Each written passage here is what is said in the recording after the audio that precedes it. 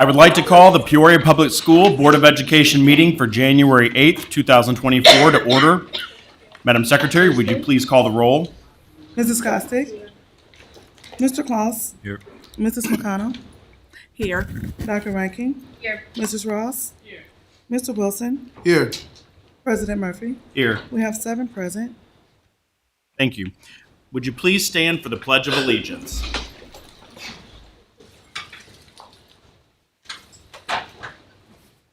I pledge allegiance to the flag of the United States of America and to the republic for which it stands, one nation, under God, indivisible, with liberty and justice for all.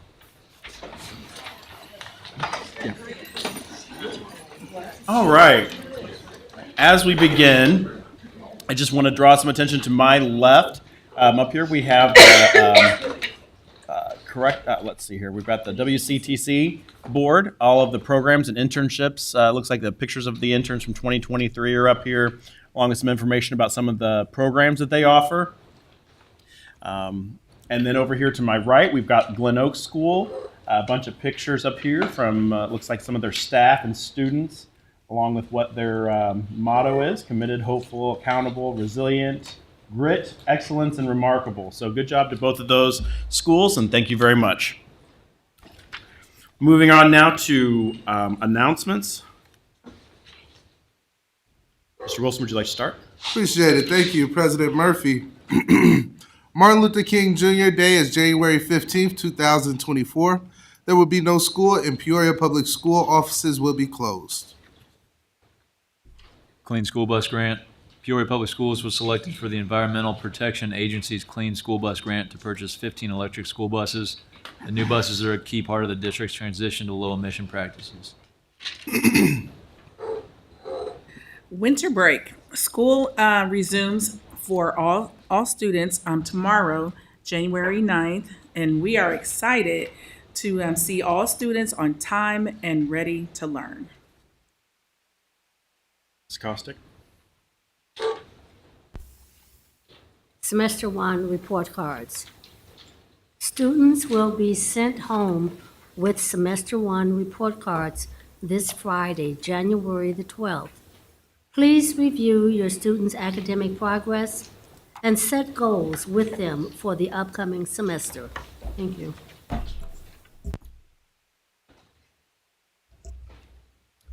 Boundary waiver applications. Boundary waiver applications are now open at psd150.org/boundary waiver until February 1st.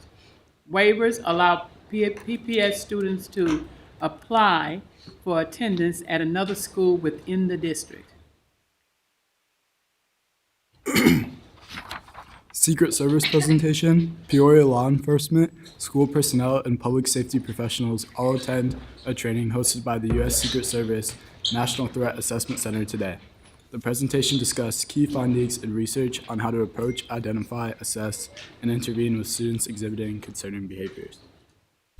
FAFSA reminder. Attention high schoolers and guardians. If you haven't completed the FAFSA, this is your sign to get started or ask your counselor for help if needed. Filling out the FAFSA as soon as possible is required for anyone seeking financial aid towards college or technical schools. Reach out to your school counselor for more information. The 9th Annual Peoria Public School Foundation 365 Breakfast is this Thursday, January 11th at 7:30 a.m. at the Woodruff Career and Technical Center. The keynote speaker will be PPS alumni and Bradley Vice President for Intercollegiate Athletics, Dr. Chris Reynolds. There is still time to register at www.ppsfoundation.org.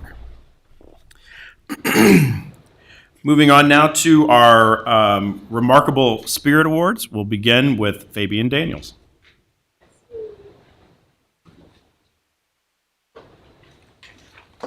Good evening, everyone, and Happy New Year 2024. Yes. I'm excited to be back up at this podium, just recognizing and celebrating 2 amazing staff members. First of all, I would like to have my assistant principal, Michelle Dunn, come up with me as well. Today, we are recognizing 2 staff members At AJG, we say that we are a school family because we spend most of our time together at AJG and not at our true homes. But because of our passion for each other, love for each other, and dedication to not only our school community and our students, we would like to just celebrate two remarkable staff. The first one that is listed on the paper joined our family due to a project that is taking place at AJG. Currently, our building is being painted, and during some of the times we have fire alarms that go off, custodians that call in, students in our ED programs that run out of classrooms, and who is there? The one and only, our amazing painter, Jared. He's there to take out the trash, talk to students, pull them aside and say, would you like to see what I do and why I do it? Talk to them, calm them down, and get them back in class. And that is all while he's completing the job. So Jared, would you please come up?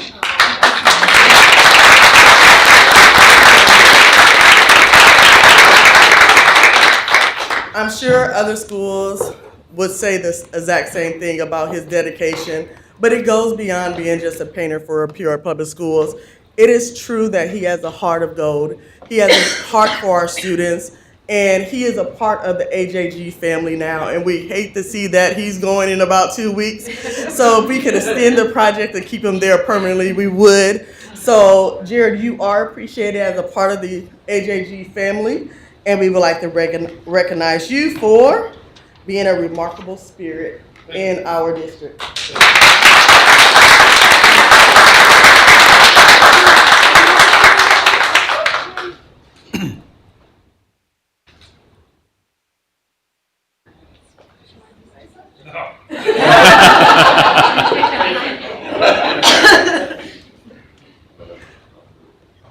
And with that being said, our second Remarkable Spirit Award is a veteran in our district. When we think of our students, we include them all, we love them all, but you have to have a special heart for some of our students that have disabilities.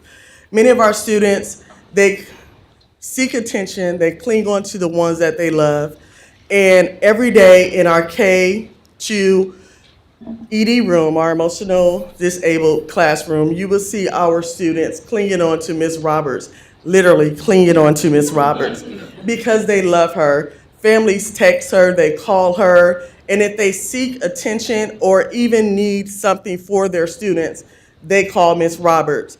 And Miss Roberts does it with a smile, with a heart that is filled for the students. Over the break, students still were reaching out to her. Parents have been calling saying, when are they coming back to you? LeRon needs to see you. He's tired of me and he wants his second mom. We also had, during the holidays, she had all of her little friends and students in the classroom dressed alike, playing games. You walk in that classroom, you cannot tell there's a difference. You know that the students are receiving love and care and education by one of the best, and that best is Miss Ronnie Roberts.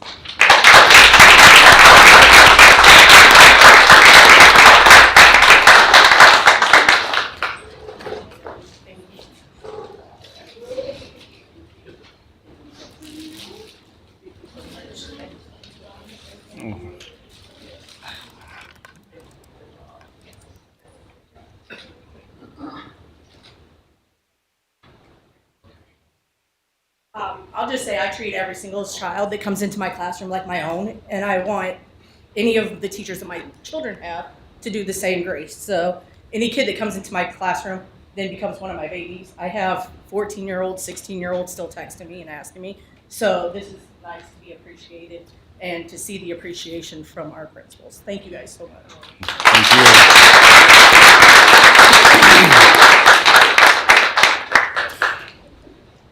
All right. Thank you, and thank you to both of you. Up next, we have Anna Rose.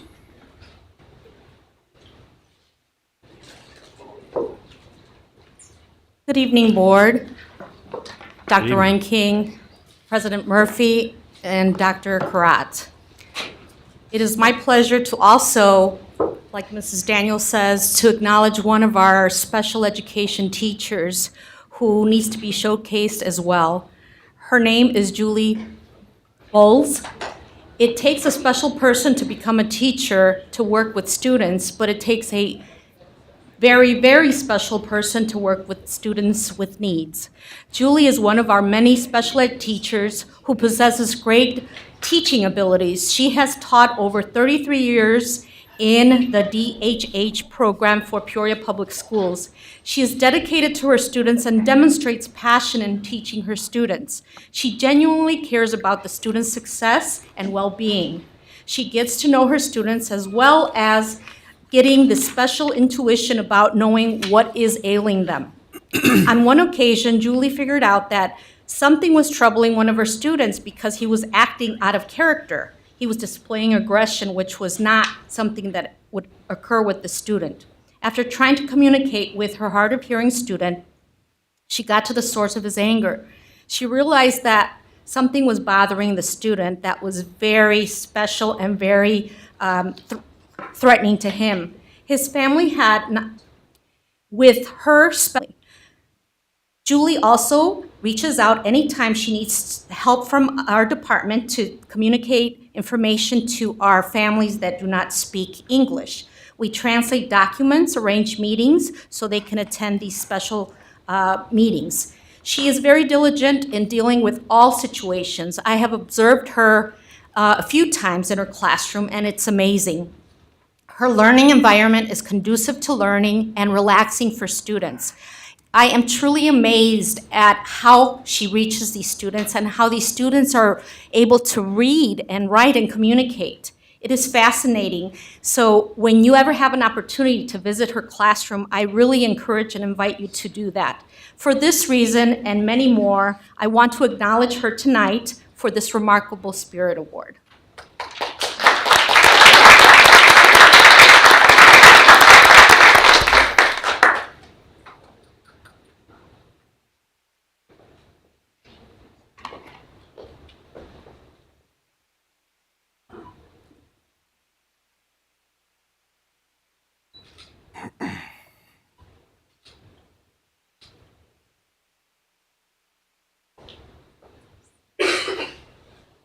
I would just like to say thank you, Dana Rose, and to our director, Dr. Vaughn, because without the group that they have set up for us, I'm surrounded by all these people who are willing to step up and help our students. And if I email anybody, so I'm only as good as the people that is surrounded with, and I appreciate them very much. Thank you.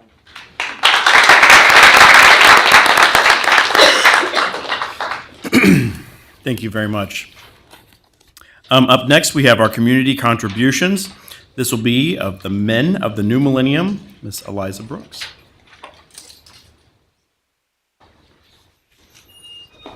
Good evening, Board, and Happy New Year. It is my pleasure to present the Men of the New Millennium. Men of the New Millennium is a group of African-American male volunteers who serve as community and professional program mentors. The program is modeled after the Illinois Central College Harvesting Dreams program, founded by Mr. Bryson. Men of the New Millennium is designed to provide grade school and high school students an opportunity to be proactive and identify some of the issues and challenges they are facing, to engage in discussions, strategies, and activities to help reduce violence and enhance the African American male experience. It provides an opportunity for students to become familiar with Illinois Central College programs, particularly Harvesting Dreams, TRIO, and Workforce Development. In November, Peoria Public School District sent about 125 eighth graders and high schoolers to ICC to take part in this opportunity. The students filled out a survey about their experiences, and here is some of what they said. When asked, what are the issues that you are facing, some of them answered: shootings, fights, school threat, lack of motivation, I mess up sometimes, annoyed, I can't finish my work, parenting, time management, anger, depression, overwhelmed with making it to college because I want to go, and self-confidence. When asked after the panel discussion, what can you do to overcome some of your issues? Students replied, change my attitude. Your background doesn't define your future. Think positive and push through. Be a leader. There is a light, and I am okay. Don't be a statistic. Stay focused, and sometimes you have to work hard. Become your own man, and stop tripping, start living. This panel discussion had a very positive impact on our students, and I want to recognize the men of the new millennium for taking time out to mold our students. They listened and responded with great advice and guidance, and we want to thank you, and we appreciate your love and for your effort. Thank you. Come on up.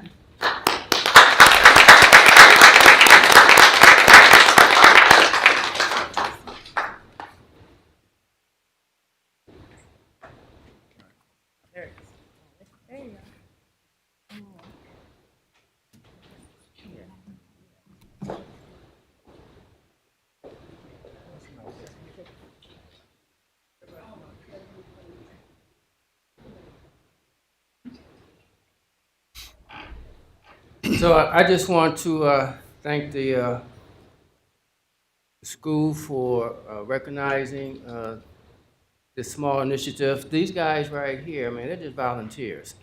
And just ask them to come and talk to the grade school and high school. And Mr. Wilson is one of our men of the new millennium as well.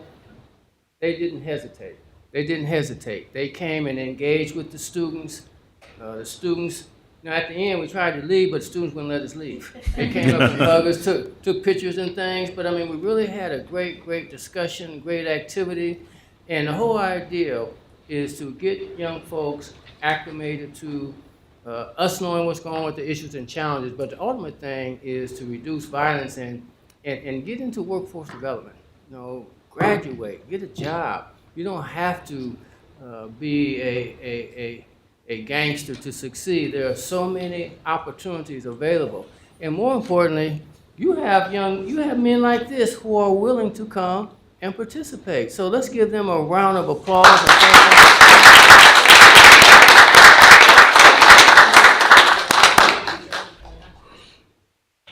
them. Hi, I'd just like to say that it was such an amazing experience for me to look at these kids in their eyes, and some of them, when they first walked in the room and they seen we had Central, Manual, and Richwoods in the same building, I heard some of the kids say, "This is a setup." And I said a line from 50 Cent. I said, "This is not gang, we do not gang bang."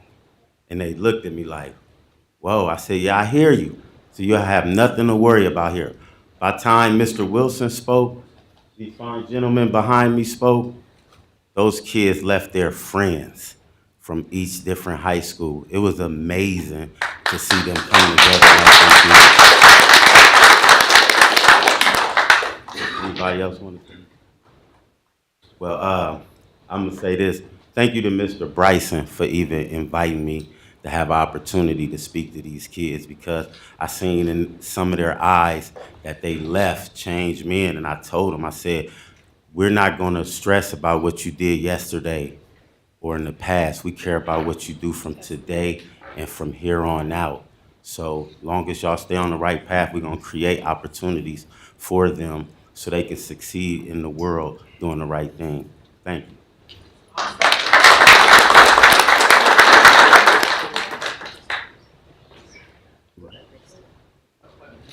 Move to number 8 now.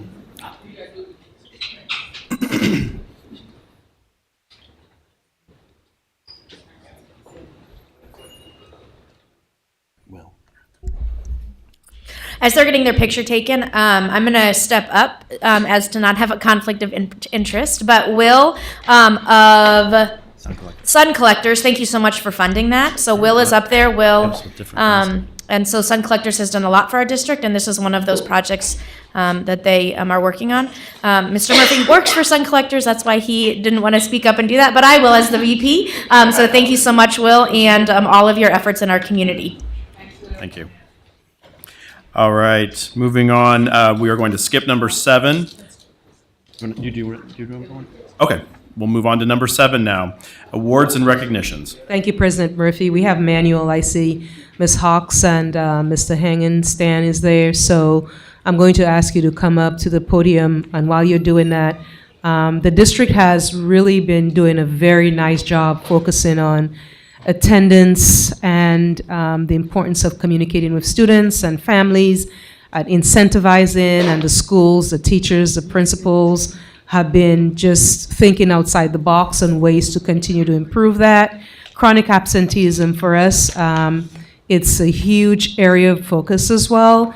And so we're going gangbusters on it. And we're in steroids in terms of reducing those numbers significantly. I'm anticipating that we will decrease our chronic absenteeism double digits this year because we're doing so much and so many pieces. So for the month of November, and I see actually Mr. Holloway's there as well, and he does a lot for the district, not just Manual, but district-wide. Manual came in first in terms of, yes, I'm not surprised. They're doing so many amazing things. So, Ms. Hawks, you have more information, and Stan and Carl, you have much more information than I do. I will come down and bring you, unless if you, yeah, your banner, thank you. And we'll do December next time, but for November, and you guys are the only schools that's represented, so it's like, take it away. You're exciting, you're glowing. Tell us what you're doing, the success that you're experiencing, and what can we learn and other schools can learn from your work. Thank you guys so much. This is not something I thought we would be here for ever. It's a mountain at Manual dealing with the chronic absenteeism and just our attendance in general, but I had to bring my guys with me because this job is relentless. They do not get a break. I would not be surprised if in the snow, Carl is stopping by somebody's house to remind them that we go to school tomorrow. I mean, it is 24/7. The way that they can tap into our families and our students and identify barriers that get kids or that keep kids from coming to school and helping them to overcome them is remarkable, whether it's a haircut or just I need to call and wake you up in the morning, or you just need an accountability partner, or you need food, or whatever it is. I mean, they go above and beyond. So I actually let them talk a little bit about what they do because they can speak to it. I wrote a list, but it never stops. So I can let them just speak for themselves. I just want to say much appreciated. I reluctantly accept these kudos because the numbers are nowhere near where I want. But it's going to motivate us to go even harder, and we're going to use all of our resources and then some to push to get the results we're looking for. It's an everyday thing. It's with intentionality, with a plan, and every day with a great team. We're going to keep pushing on, and at some point, we're going to get where we need to be at. First of all, thank you for this acknowledgement, and then secondly, I just want to say one of the things that we do. We reach a child exactly where they are, try to get them to the next level, stop them from feeling ordinary, and start making them feel extraordinary. You know, and this is a passion type of job. This doesn't stop at 2:30, 3 o'clock. We get calls throughout the night. So I'm glad to be a part of a great team. Thank you. Kayana, just for the month of November, okay? And let's take a picture just for the month of November. So you were the number one, you had the highest increase in attendance for the month of November when compared to last year. So congratulations. Do you have that percentage? Not off the top of my head. Is it a 3%? 84.9. So what was the increase? Was something again. Oh, 2.5%. 2.5%. Yeah. Awesome. Yes, that's significant. And I said I wouldn't look at my list, but I do want to point out just a couple of things. First of all, our teachers, of course, are our first line, and they are great about letting us know when they're missing kids, whether the kids are great academically or not. We want all of them at school every day. The home visits, I have the number. I should have put it on here, but there are thousands of home visits over the years that our team does. We have attendance contracts that all students get when they reach a certain number of absences. We have Check and Connect. We have mentorship. We have a focus on academics. We have great partnerships with our parents. We work hand in hand. They can call us and say, hey, I can't get them to get up and come. And the team will go pick them up or call them or whatever and get them to school. We have several incentives. We did get funding from the foundation that helped us with incentives along with United Way, and we use those. Teenagers love food and they love gift cards, and so we stock up on those. We get bus passes for CityLink for our students that don't get transportation. We do flex schedules for students we do have students who work third shift. Full-time third shift, so coming to school at 7:30 is not realistic, and so we do flex some schedules for them. Some of our students who have their own children, we will let them come to our evening academy. So we do have different time periods that students can come to school if the standard 7:30 to 2:30 does not work for them. And we do boosters. We did a perfect attendance booster, which I had never done because honestly, we have so much to work on. I didn't focus on it, but we ran a 3-week booster in December, in November, which we know is a low attendance month, and we had almost 200 students meet that incentive for perfect attendance. And so we are seeing great gains, and we're just going to keep trying whatever we can to get where we want to get to. And can I say something also? Kudos to Ms. Hawks. I don't know if I mentioned it to you, but she was selected to be really a keynote speaker at the, what conference? Was it the ESSA conference? The ESSA conference. I was supposed to be with you and I had another conflict, but I heard she knocked it out of the park, did an amazing job, and it was taking her school from, on the commendable route and the amazing gains that they've made. And the state wanted her to share all of the strategies that she's utilized at Manual to accomplish the outcomes. And I got a lot of emails back from the state about what a great job you've done. And I heard that you've also gotten some national offers to present at different conferences. So kudos to her. She and her team, they're doing an amazing job. So keep your eyes on the prize, and keep plugging away, okay? Great. Sorry, I forgot to mention Marvin Jordan is our other team member. He wasn't able to be here, and Charmaine Russell is our attendance clerk that does all of the stuff in Skyward to get our attendance as accurate as we can get it. So I wanted to shout them out. That's great. Congratulations. Thank you. And congratulations.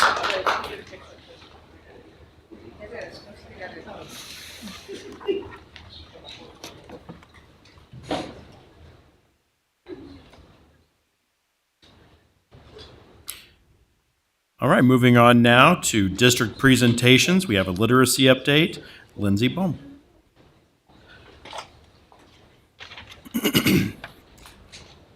Good evening, President Murphy, Vice President Dr. Ranking, Dr. Karat, and members of the board. It is my pleasure to be here tonight to provide an update on literacy in Peoria Public Schools, more specifically how we're aligning to the latest legislation involving literacy in Illinois. Next.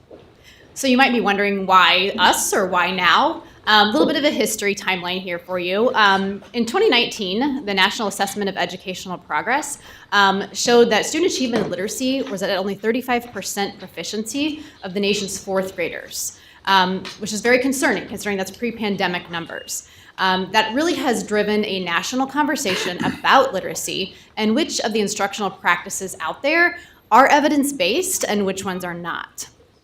As of late July of 2023, 32 states, including the District of Columbia, have passed laws or implemented newer policies to ensure that their teachers are teaching based on evidence-based practices. Illinois is kind of falling into those last states, but we are working on the comprehensive literacy plan. ISB intends for that to be finalized and implemented by the end of this month.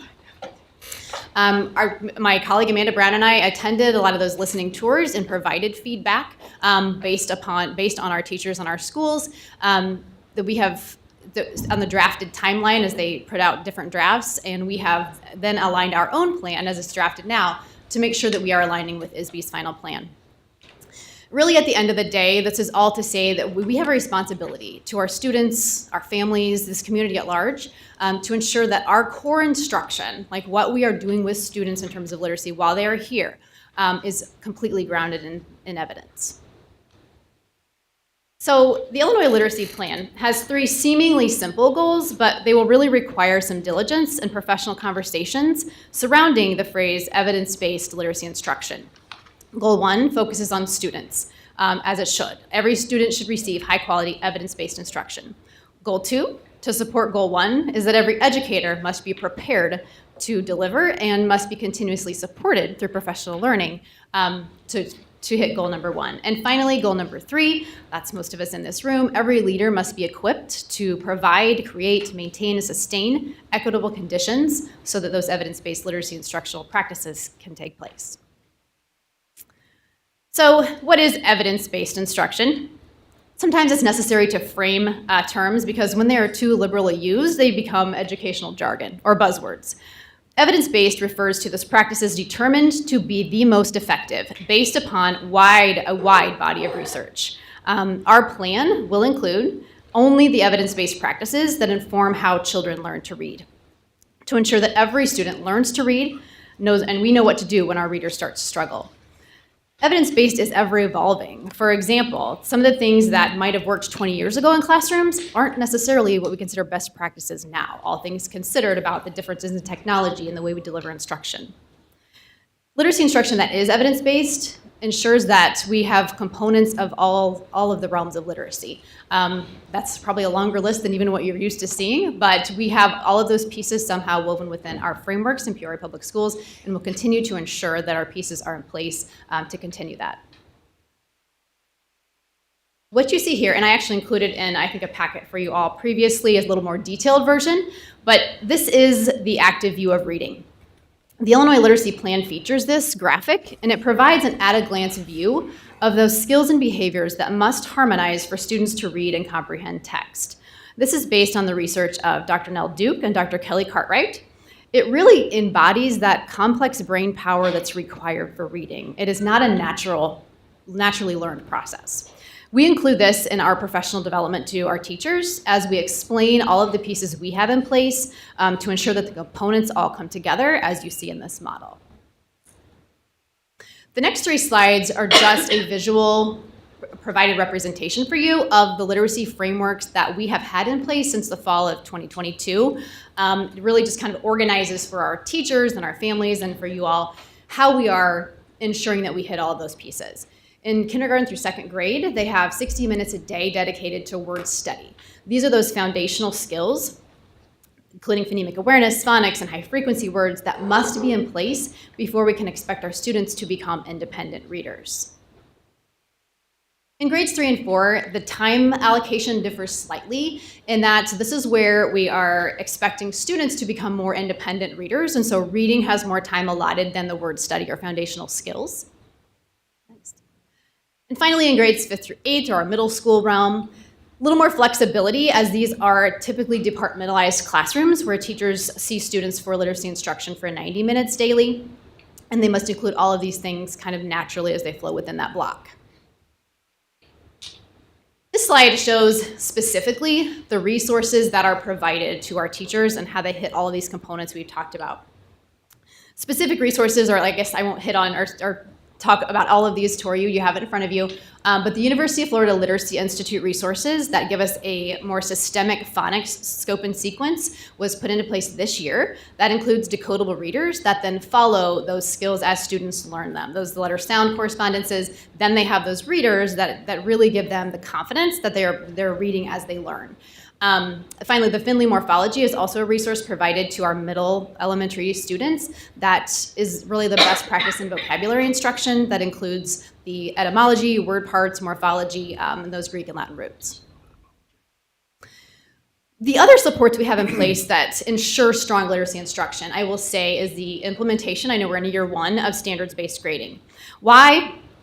Because when we are grading students or providing information of assessment based upon standards or individual skills, that allows teachers, students, parents to know where are students struggling, which of these skills that we've discussed, whether it's phonemic awareness or if it's comprehension, are we struggling so that we can intervene early. When we lump all of those things into one reading grade, having a C in reading doesn't really help us to know what to do next so that we can help our students early on. Professional development that we have in progress. We always have professional development in progress in all of our disciplines and areas. Specifically, we have 2 cohorts of training called Letters. It's very comprehensive. It's 2 years. It's really like a course where teachers come in the evenings and they do a lot of online modules, and it just encompasses all things, from learning letters and sounds to advanced comprehension and writing. That's just literacy instruction that many just didn't receive in college. We have smaller bite-sized, we call them word study sessions. We had a summer book study last year. We can consistently brainstorm ways that we can add opportunities for our teachers. And finally, the direct partnerships. Through our actually Great First Date initiative this year, is Dr. Nell Duke is the literacy leader for that, and she actually coined the active view of reading that you saw earlier. We have a kind of a direct call for her now as she is helping us with this project. Also being on the Lexia Customer Success Advisory Board, I'm able to network then with literacy leaders in states all across the nation to keep up on, what are things and what's the latest in Minnesota and New York and so on and so forth.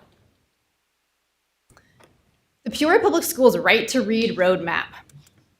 Our team has stayed current and active with the progress of the Illinois Literacy Plan. And knowing that this would be big work this year, Dr. Karat showed the right to read to all of our K-4 teachers at the district convocation on August 1st. This was again shared with families at the Parent University event in December. This call to action documentary is narrated by Kareem Weaver and highlights the real stories of two American families fighting to provide their children with the most foundational indicator of lifelong success, the ability to read. Our principals were given an overview of the new classroom walkthrough document focused on evidence-based literacy instruction back in August. Our tutors and reading recovery teachers were trained on our new phonics resources. Again, PD is ongoing and will continue to be as we audit our alignment with the Illinois Literacy Plan, set to come out officially at the end of the month.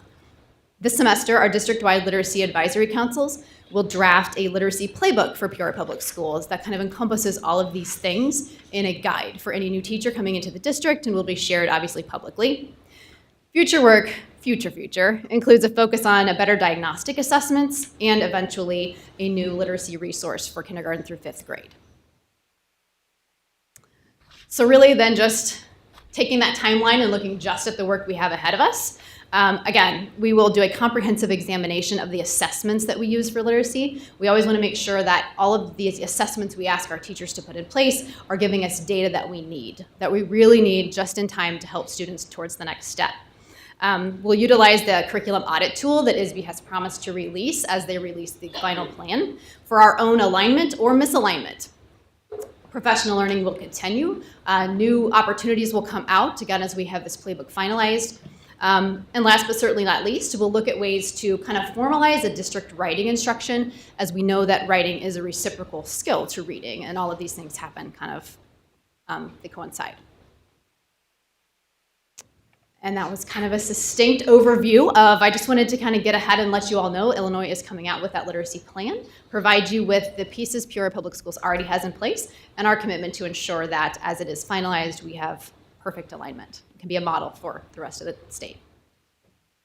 Thank you.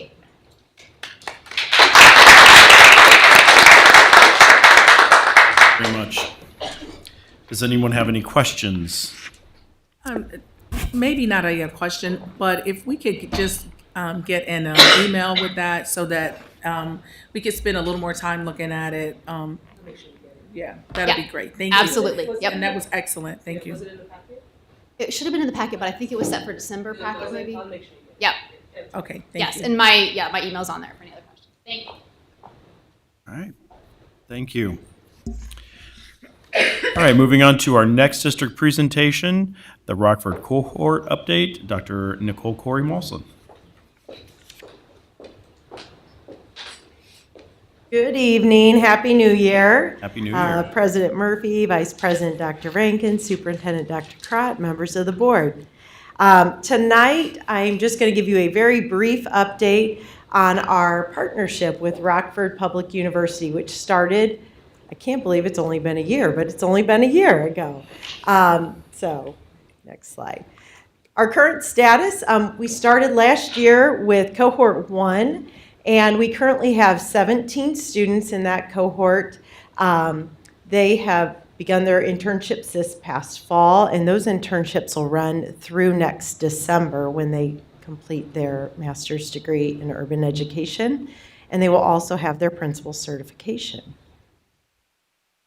We launched application for cohort 2 in the fall, and we are proud to say we have 17 more students who are admitted and registered, and they begin their coursework January 20th. Just wanted to highlight some of the many projects they did in year 1. Most of the work that they're doing is through project-based learning in their schools and in our district. And so I'm not going to read through all of these here, but just wanted you to have sort of a flavor of some of the things that they have been working on. And then within their buildings, they are doing their internship work simultaneously as well. And so some of that is projects that the principals pull forward for them. Other is projects that they do through their coursework.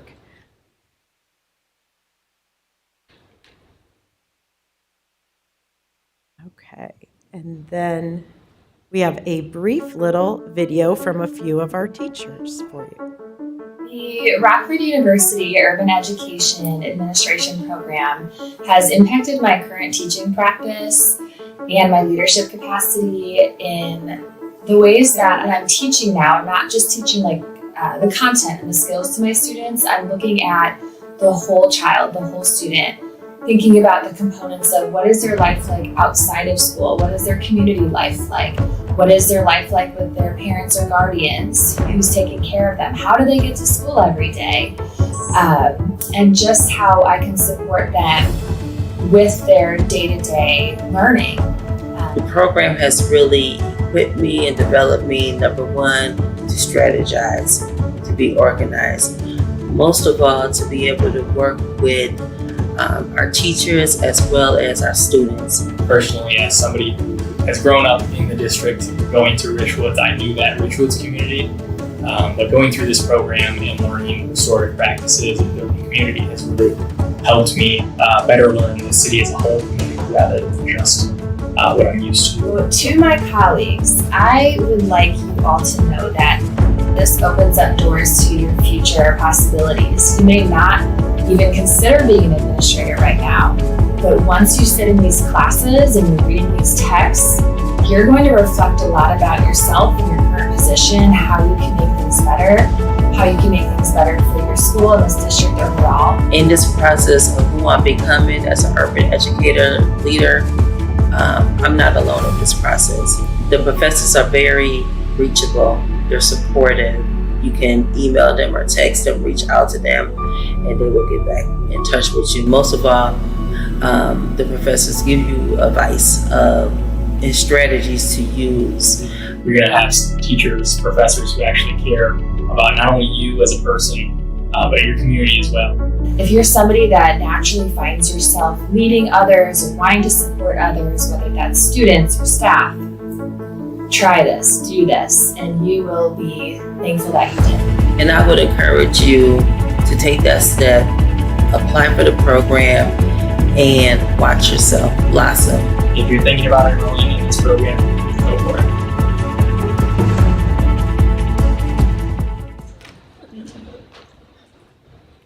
All right, and so coming up in year 2, we have several internship projects. Like I said, their internships a year and a half long.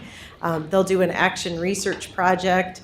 They'll be working on effective data-informed decision-making, hiring and supporting highly effective teachers, and then personal goal setting related to leadership, skills and competencies. So I just wanted to say thank you so much for allowing us to engage in this partnership with Rockford. It's just a really remarkable opportunity for our teachers to grow and to learn, and also for us to help them develop into our future leaders for Peoria Public Schools. So just wanted a quick update. Any questions tonight? Yep. Thank you, Dr. Molson, for, yes, let's give a round of applause. Being the champion for this project. It's really, really important. It's going on 8 years. For the most part, we have depleted our bench. So this is an opportunity with the board's blessing to build that bench and to ensure that we have available individuals who, when positions open, assistant principals, for example, and we've already utilized quite a bit from either this project, and we have a number of building pipelines, initiatives that you're doing simultaneously for us. So I wanted to thank you so much, and you love it, and do. and you're doing a great job with it, and it serves a great purpose for the district, not only for our staff, but also for our needs as well. With the workforce shortage, we're growing our own administrators. So thank you. Yeah. Thank you. Thank you very much. Thank you. All right, at this time, we're going to be moving on to presentation by audience. An individual may address the board at this time for no more than 5 minutes, with further time allotted as appropriate at the discretion of the chair with the concurrence of the majority of the board. Total time on any one subject shall exceed 20 minutes only at the discretion of the chair and the concurrence of the majority of the board. Each speaker will fill out a request to speak to the Board of Education card and present it to the board secretary before the meeting begins. This evening, we have one person, and that looks like that is Jessamine Hill. Thank you. Bonsoir, Dr. Demolin Karat. And the board members.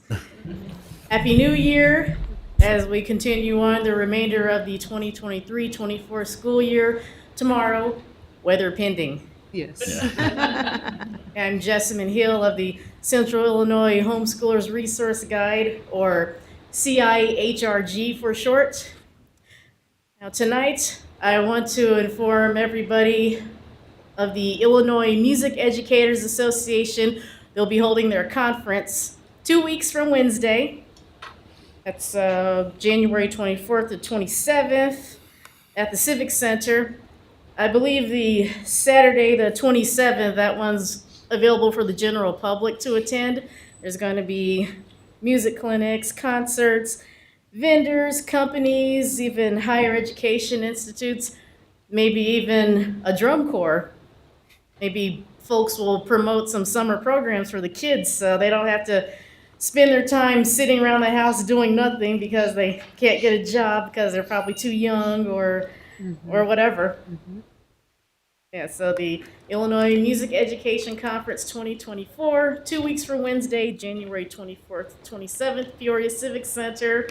I invite everybody, educators, children, their parents, caregivers, etc. Come on out.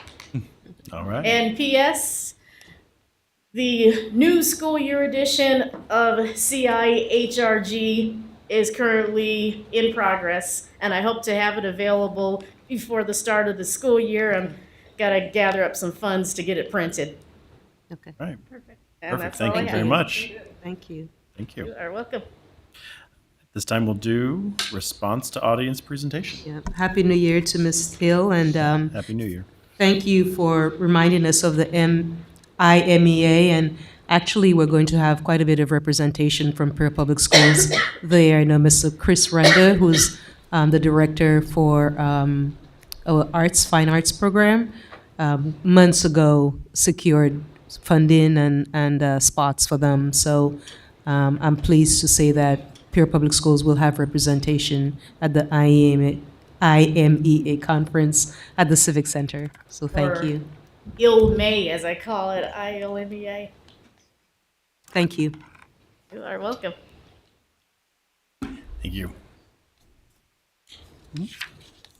For the public's person, for the public, could you tell us what that acronym means? Yeah, she did. Illinois Music Education Association. Thank you. Yep. Yes, thank you. All right, thank you. This time, I ask for approval of the November 27th, 2023 minutes as presented. So moved. Madam Secretary, will you please call the roll? Mrs. Costick. Mr. Claus. Aye. Mrs. McConnell. Aye. Dr. Rankin. Aye. Mrs. Ross. Mr. Wilson. Aye. President Murphy. Aye. You have 7 ayes. Motion carries. Moving on now to information items, superintendent update. Oh. This will be, thank you. That was quick. 2 things. Today was our first day back. I was happy New Year, number one, to our listening audience and everyone who's joining us today, number one. And number two, today was our professional development day, school improvement day. And there were over 200 topics. I know the executive directors were in buildings today. Were you guys pleased and happy?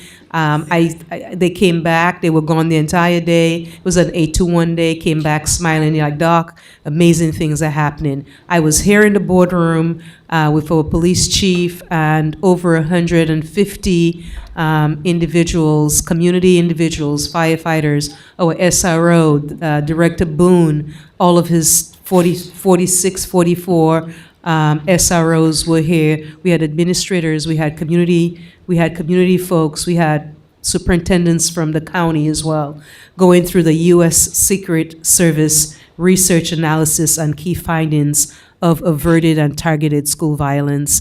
And so it was really, really nice. PPS hosted it, and we worked collaboratively with the police department and Director Boone as well. Facilitated and championed it, but it was a full house.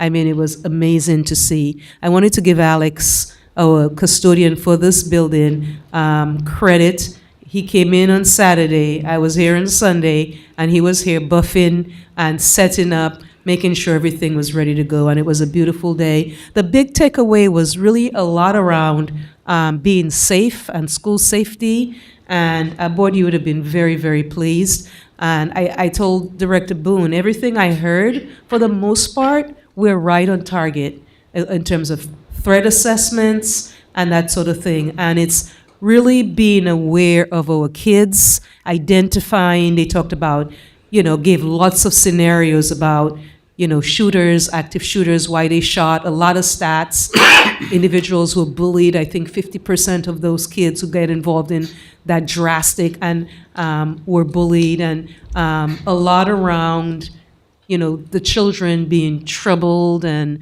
needing a lot of supports. And I would say Director Boone and the principals and our staff, we go above and beyond, and we're doing our best to kind of stay on top of it. So that was a big takeaway for me, being in tune with the kids and observing what's going on with them, and then finding help and support. And so wanted to just give you a quick update on that. That was a big hit. And I thanked Police Chief Peoria as well for thinking of us. And so that was that. And then just the other quick thing that's on everybody's mind, Ms. Hill mentioned it, is the weather procedure for PPS. And in case of inclement weather, what we'll do, the decisions to close school is based on several variables. 1, actual and projected snowfall and icing. 2, assessment of streets and road conditions.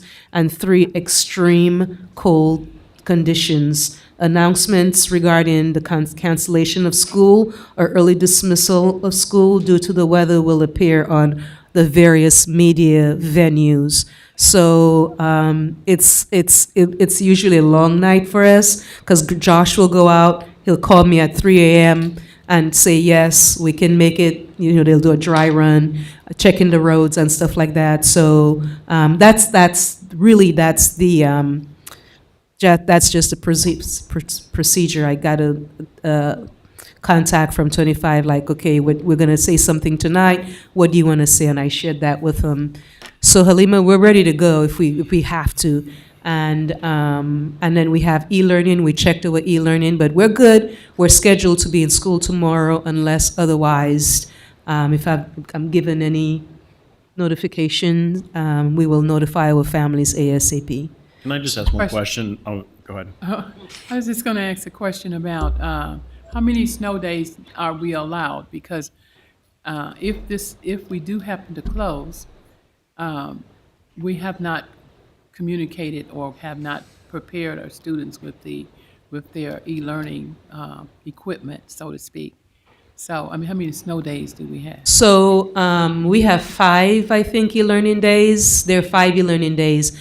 We don't anticipate pulling that e-learning card tomorrow. And so, yes. Yeah, well, e-learning, you get credit. You can do e-learning and still get credit for it. Snow days, you have to make it up. So obviously, we would go for snow days. Otherwise, it's a longer year. So that's why I'm kind of meager about using those days. But of course, safety is of utmost importance, and the team goes out and then provide data, and then decisions are made based on data. I guess my only concern would be is that the students are coming in off of winter break and they weren't given like their streams to be Right. able to do e-learning. If that's the decision that's made, not all the students have access to be able to do e-learning. So I think we're good for tomorrow. I mean, we were anticipating, like, we've been monitoring this for quite some time, about a week. If I was on vacation and I was getting emails about it. And so the weather has actually, for the most part, increased compared to last week. So honestly, I don't anticipate, but we'll see. I know Dr. Molson ran in this morning, and I mean, not too long ago, before coming into this meeting, and said, hey, it's kind of, so we'll see what happens. And if not, it could be a snow day, as Ms. Ross was mentioning. We could use one of those, and then we'll have to make it up. Hopefully, we don't get there. I mean, those are just hypotheses and scenarios. But the good thing is we do have strategies. Okay. So are we ready for e-learning? Well, you know, but I was going to add that students that can't access they have packets. have 5 days to make up the learning from that day too. So there's multiple Approaches. Okay. And we'll have to communicate that with parents as well. Parents, So yeah, let them know that yeah, they don't have to worry about their student missing out on the right. assignments. Or extending yeah. extending the year. Okay. Anyone want to add anything to that conversation? All right. Yep. For those students that are walking to school Mhm. or walking to a bus stop, Mhm. I mean, when your people go out 3 o'clock in the morning, are Right. they actually walking around to see if it's feasible? Yeah. So we've been doing this for years, and I encourage the team to use a website called NOAA, and it gives us the wind chill, it gives us precipitation, the frost factor, and so we have a formula. If frost is this percentage, then we call it off. So there are different things that we're looking at, not just the snow and the drivability. Yes, ma'am. Thank you very much. You're very welcome. Thank you. Anything else on your? No, just those two. All right, thank you. Next, we have our financial update. Mr. Willis. Year-to-date receipt total $120.7 million, up $15.9 million since December 11th, our last report. That primarily is state and federal revenue, leading to that increase in receipts. Year-to-date expenditures total $133.5 million. That's up about $24.8 million since December. Payroll, obviously, expenses were a big part of that, but bond issue payments contributed to that significant increase in expenditures. We have a $13 million bond payment to PBC that was due the 1st of December, so that is reflected in those numbers and wasn't reported in the December numbers. Okay, thank you. Does anyone have questions?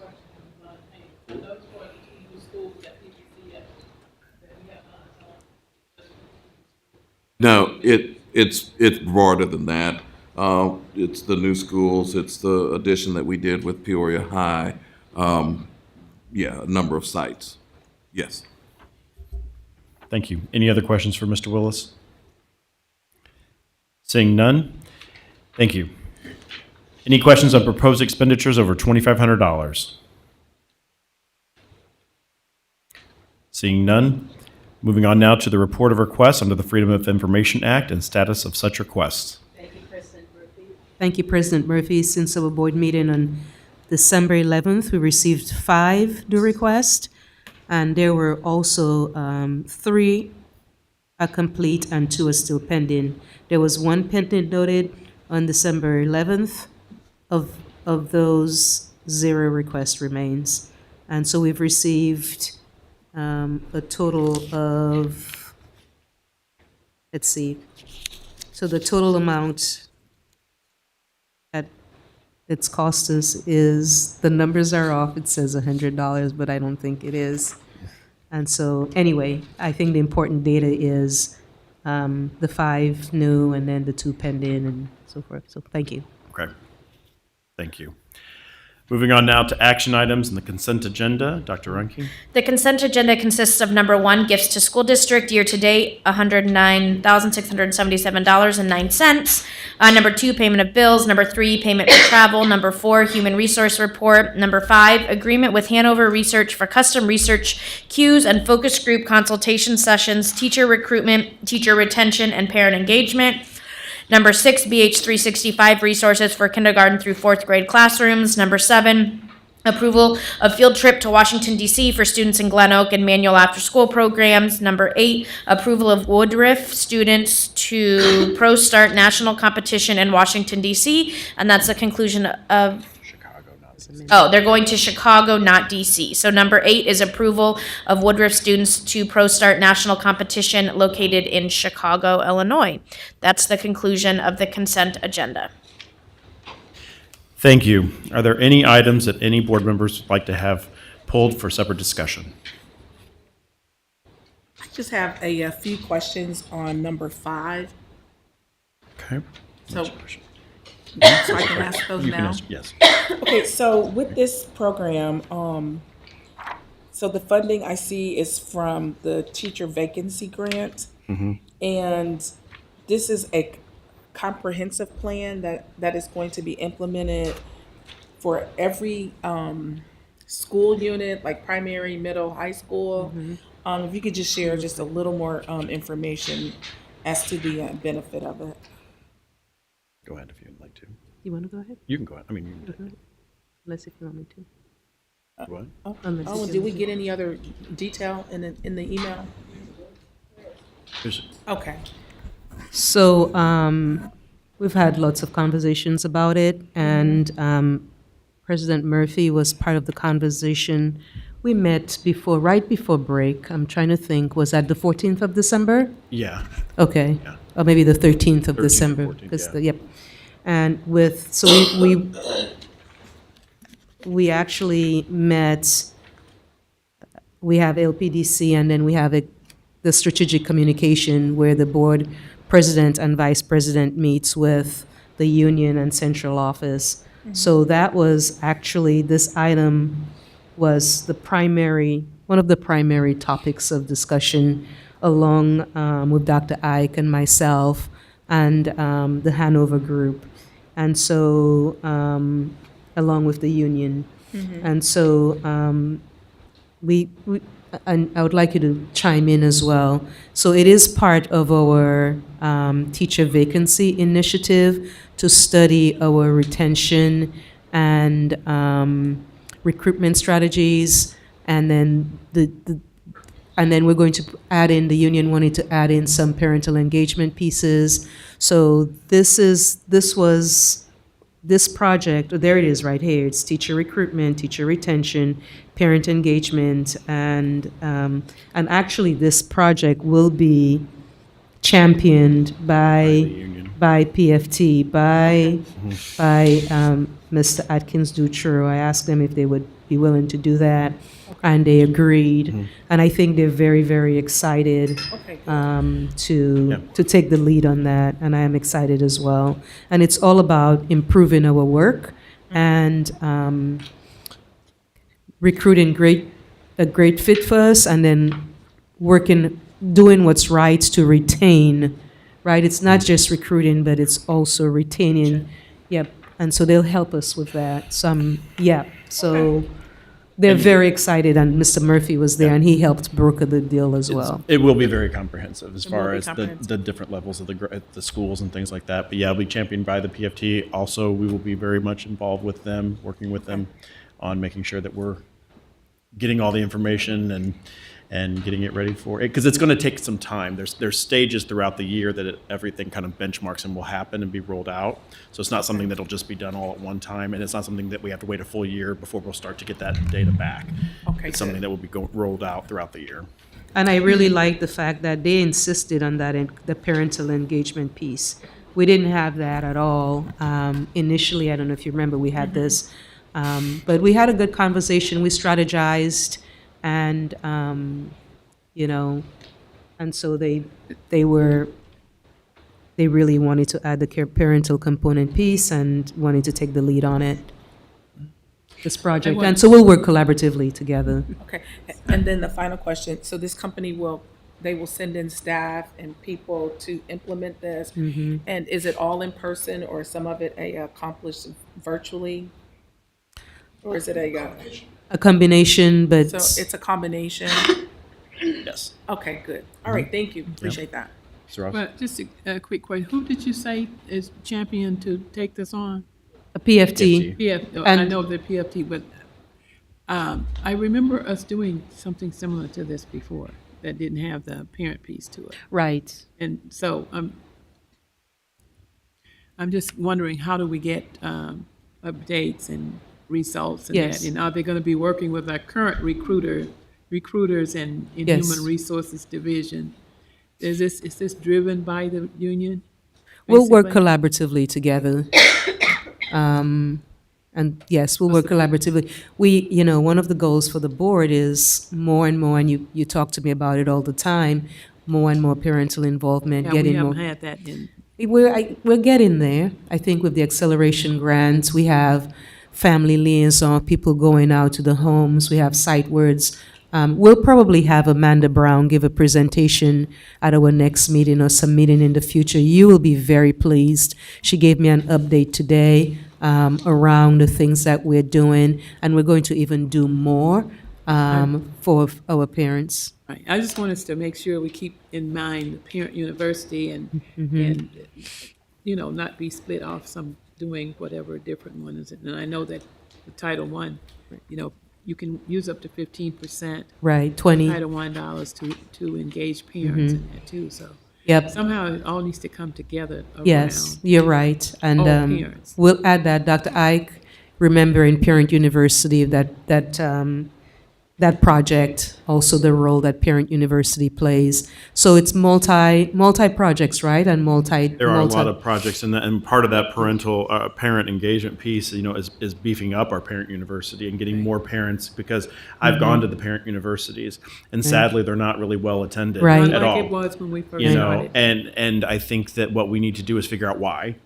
Okay, what can we do? Because the principals are doing what they're doing at the school level to tell people and inform Right. people, like, hey, this is what we're having, and this is when we're having, and this is what you're going to get, all this sort of stuff. We're still not getting that kind of feedback from the parents. This is going to help us kind of hopefully gap that. Yeah, so bridge that Parent gap. University is just one strategy. Just one, You're yeah. right, one strategy. Right. I mean, the Right to Read film, which I thought was amazing, and I wanted every parent to see it. We provided an incentive for our parents, and I'm trying to think what the number. I think they could have gotten tickets to see the Festival of We were Lights. the only family on that bus. See? But You we had see? a good time on there, but we were the only family on that bus. Like having a private tour on the bus, but that's not what we want. We Right. wanted that bus packed. We had 2 buses ready to go for families, and some families who came couldn't go to the Festival of Lights that night. Right. But yeah, that's, Yeah, so it's just I don't multiple want- strategies. I'm not trying to. I'm just saying, under parent university, all of that can be Mm-hmm. under parent university, which means, well, there's a big thing. If you look at other parent universities, you'll see them doing all of the things that you're talking about now. Not at each school, but overall. Yeah. So you'll get That's updates. why they call it university. Yeah, let's see what Hanover has to share with us, and we'll remind them. Yes, we'll remind them of that. I know Mr. Murphy will do that. Yep, I give them feedback on it. Thank Ms. Costick, you. did you have something you'd like to add? Just a question. In regards to this particular program, is there a time frame or time window in which they will do the fact-finding before they actually implement the program? So they'll be doing fact finding throughout the whole year. There's going to be stages that they shared with us, as that was in the packet, I think, Yeah. as well, of the timelines of what specific pieces are going to be discussed and collected, and then as those are done, then we'll share that back. We can talk offline too if you need to see it, but there's literally a piece. There's literally a flow chart of how Yes, long and there it when is. all that stuff comes up. Did you see it, Ms. Ross? Okay, yeah. It's a class act Is there something organization. beyond that that you're asking specifically for? Or? No, I just kind of wondered because I noticed that it's a 3-year contract. And I was trying to figure out during that time the process of what they're doing, because if you spend 6 months just trying to figure out why we're having the issue and what we can do, then I become concerned as far as them actually Being effective? being effective. So I raised that Yes. same question because my Yes. thing is that what we have struggled with this year may not be what we struggle with next year. And if this is a Right. 3-year term, how effective is those pieces? And they did a really good job of kind of explaining to us through that flow chart.